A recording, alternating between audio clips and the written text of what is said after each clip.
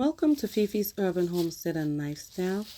Today we are going to do a quick walkthrough of my garden, or what's left of it. It's January 23rd. We have a mild day today. It's in the 50s, surprisingly. And this is some turnips that I've planted in the fall last season. And so far we have received a lot of freezing temperatures below 0 degrees. And as you can see, this is a food that can endure the cold and the frost. Therefore, you don't have to really worry about harvesting these and bringing them indoors and preserving them to be able to use them. They can actually stay in the ground.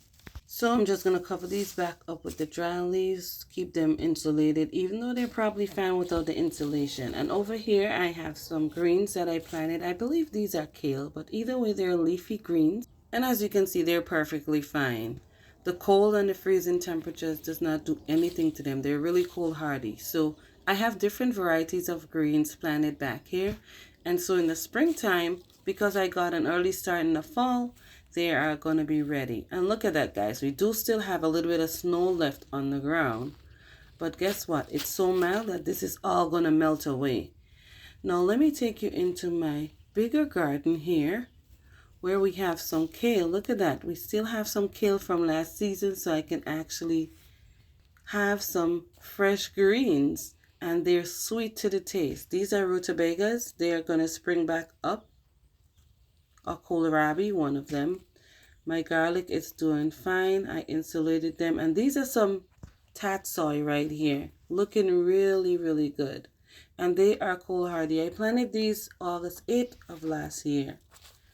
So they're looking really, really well, even with the cold, the snow, and all the freezing temperatures that we've had over the past few weeks. Now over here in this bed, I have some Brussels sprouts, a couple different varieties, and as you can see, they can also withstand the cold temperatures. I can still harvest from it. And guys, it is winter. It's not growing season for me in my zone 6B. And so I can still eat fresh from the garden right here. And this has such a sweet taste. It's so much better than having it in the warmer weather. I do have another variety here, and it's fallen over, but they're doing pretty fine, still being out here in the cold of winter. Now these ones, I can use the top. See that, guys? Look at that. They're protected by the leaves. See that? And so those at the bottom, I'll give it to the chickens. I also have some more over here in this bed. Not looking too bad, but they're edible. And they're tastier, like I said.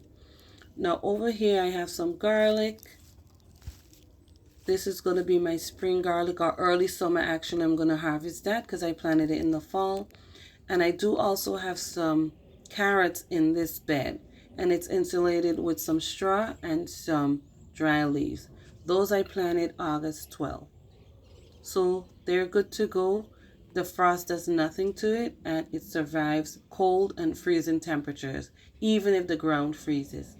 Now these garlic are looking really, really well, and I'm excited. I think I have 2 or 3 different varieties of garlic in my garden that I planted in the fall, so I'm looking forward to a really nice harvest of garlic this garden season.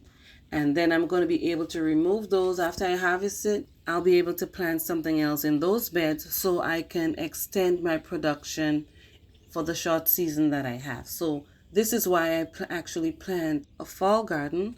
It's because I can harvest it in the spring or very early in the summer, therefore creating a space where I can grow another short crop and maximize on my production for the season. Now this is my asparagus bed here, which needs quite a bit of cleaning up, but I'm not worried about that. I'm going to remove these in the spring, clean it up nicely, add some chicken compost to the soil, and keep it pushing. This here is also some kale, and this is doing really, really well. Like, these leaves were frozen and they thawed because it's nice and warm outside. Even these here, it's a different variety, but they're also cold hardy and they're tastier, like I said, in the cold weather. So this is it for now. I'm probably going to harvest some of these and make a salad today. Yeah, I think that's what I'm going to do. And guys, I did not like kale before. Then when I realized how kale should be grown and when kale should be really eaten, I decided, you know what, I'm gonna do it my way. And so I enjoy kale in the early springtime, and this is why I planted it in the fall of last year. And I am gonna also enjoy it in the winter time. And this is from what I started last spring into the summer.